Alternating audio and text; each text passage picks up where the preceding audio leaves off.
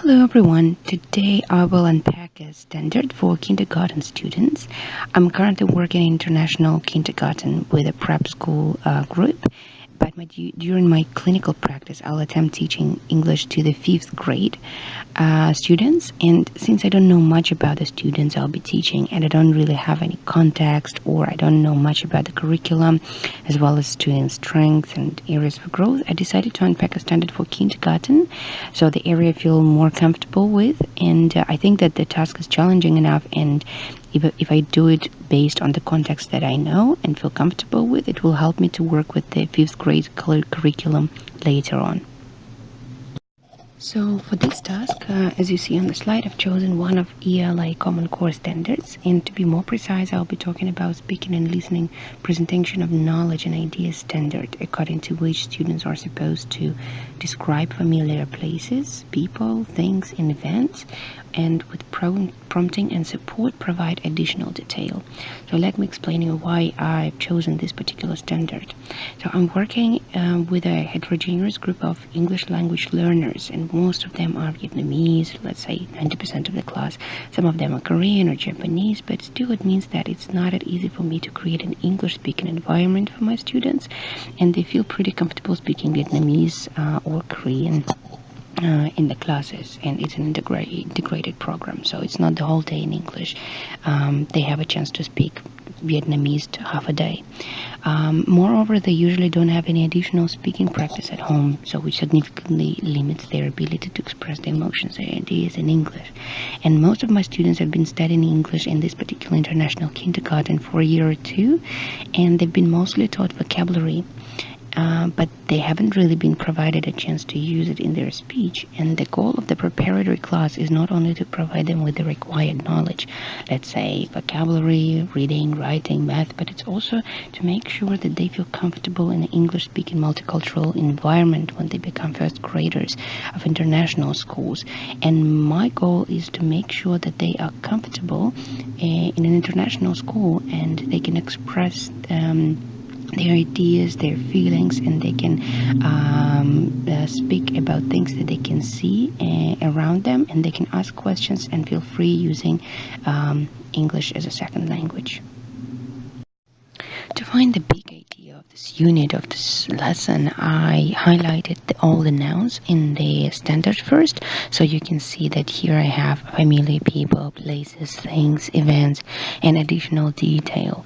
So based on that, I decided that my big idea would be I can speak about myself and the world around me, which will give students a chance to describe things around them, the world around them, and they will be able to provide some additional details with my support.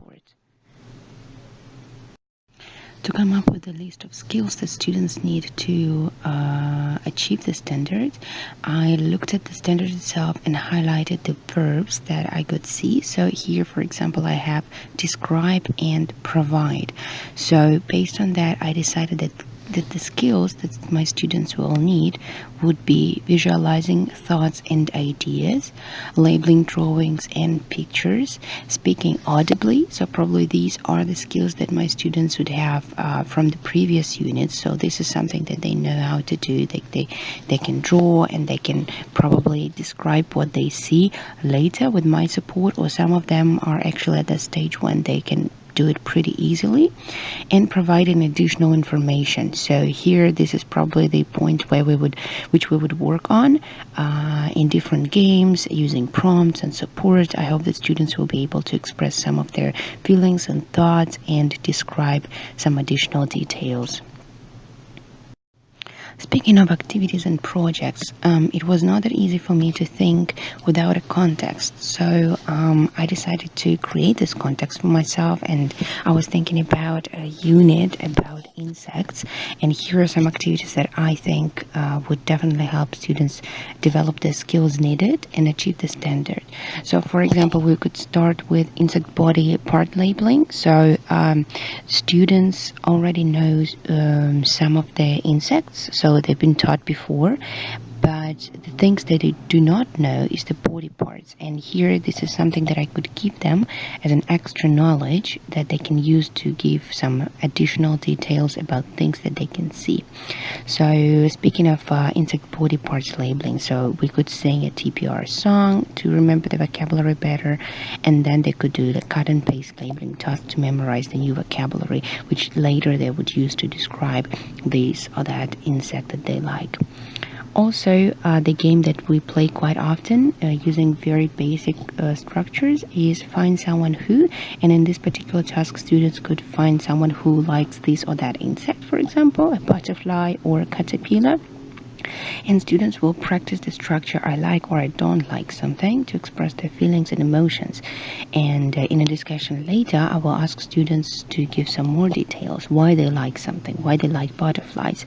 And yeah, I can anticipate some answers like I like butterflies because they have wings, or because they're beautiful, or because they're colorful, or something like this. So I think this activity would also give them some extra prompts to give some additional information, and it will show them a way to express their feelings. I like or I don't like something, and probably add some more details why. And I can think of a final project, something like a drawing, which students can do in pairs. So they could draw their favorite insect, label its body parts, and then present their drawing describing the insect and talking about its body parts, how many legs and wings it has, and also telling why they like it. So I think this activity would help them not only describe what they see, but also provide some personal attitude and some details about the object. As for assessments, formative assessments will be done throughout the unit to make sure that all students are on board, and if somebody needs help, I can definitely jump in and reteach or explain something or practice it one more time. So the way I will do some formative assessments are, so first of all, those will be teachers' observations and one-on-one chats, asking students about their drawings, discussions during some games, and plickers quizzes, which will give me an idea of the vocabulary that students might need, or any extra help they need with vocabulary and structures that we use. And as for summative assessment, my school is not really focused on summative assessments and recording this kind of data, since we're just kindergarten. But one form of summative assessment that we do is end of term